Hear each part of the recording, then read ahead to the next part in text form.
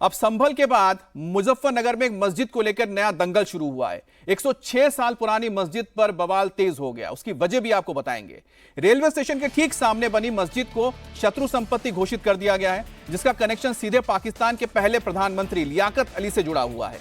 यह जमीन लियाकत अली के पिता के नाम पर थी। हिंदू संगठन अब इस मस्जिद को हटाने की मांग कर रहे हैं और 18 महीने पहले मस्जिद के खिलाफ अर्जी दी गई थी। गृह मंत्रालय के अंडर में इन्वेस्टिगेशन हुई। जांच में यह क्लियर हो गया कि यह पूरी जमीन शत्रु संपत्ति है। ऐसे में अब मस्जिद को हटाने की मांग तेज कर दी गई और मस्जिद के अंडर में कई दुकानें भी बनाई गई हैं ठीक सामने। उसके जरिए किराया वसूली होती थी।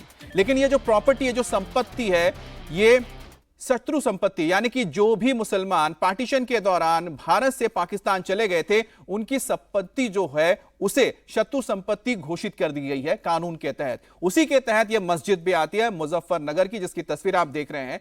अब इसके नीचे आप देखिए बहुत सारी दुकानें भी बनी हुई हैं और यहां जो कंस्ट्रक्शन आपको नजर आ रहा होगा, आपको देख के साफ नजर आ, हालिया में कंस्ट्रक्शन हुआ है, क्योंकि इसके ऊपर जो सीमेंट की प्लास्टर लगी उस पर अभी तक रंग नहीं चढ़ा है। तो धीरे धीरे कंस्ट्रक्शन चल भी रहा है, बढ़ाया जा रहा है इसे, और सामने दुकानें बनाई गई हैं। दुकानों से किराया वसूल किया जाता है। लेकिन जो संपत्ति है वो पाकिस्तान के पहले पीएम के साथ आ जाती है।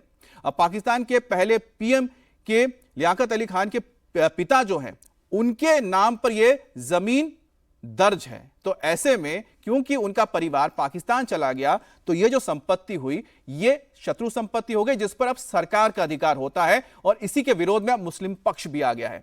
अब मुस्लिम जो पक्ष है वो इस मामले को सियासी बता रहा है। दरअसल ये पूरी जमीन वक्फ बोर्ड की बताकर 1918 में निर्माण किया गया था। मस्जिद बनाई गई थी और फिर निर्माण धीरे धीरे बढ़ता गया, इसका दायरा भी बढ़ गया। 8 बिस्वा की जमीन पर कई दुकानें भी बना ली गई। प्रशासन एक्शन की बात कर रहा है, तो जो लोग हैं वो इसका विरोध कर रहे हैं।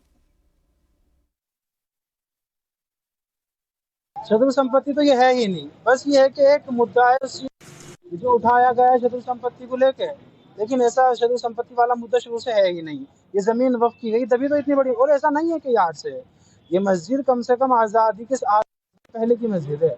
और अगर आप वो जो वर्शिप एक्ट है जो भारत के आज़ाद होने के बाद वो हुआ था, उसमें चाहे तो आप उसके अकॉर्डिंग देख लें, उसके अकॉर्डिंग भी शत्रु संपत्ति घोषित नहीं होती है। इसमें लियाकत अली खान की वजह से समझा जा रहा है कि ये लियाकत अली खान की जमीन थी, जो वहाँ जाके पहले प्रधानमंत्री बने थे, जिनकी हत्या भी हो गई थी वहाँ, आपको अगर मालूम हो तो। उन्हीं की संपत्ति बताते हैं। हालांकि उनके वालिद, उनके पिताजी की संपत्ति थी ये, जिन्होंने वक्फ की थी। हम चाहते हैं कि सरकार दोबारा इस पर गौर व खोज करे और इस मामले में सही फैसला करे। इसमें जल्दबाजी नहीं, बल्कि लोगों के कारोबार, उनके घराने के, उनके सारी चीज़ों पे असर पड़ेगा। इन चीज़ों का तो सोच समझ के फैसला, हम सरकार से सही फैसले की उम्मीद करते हैं। और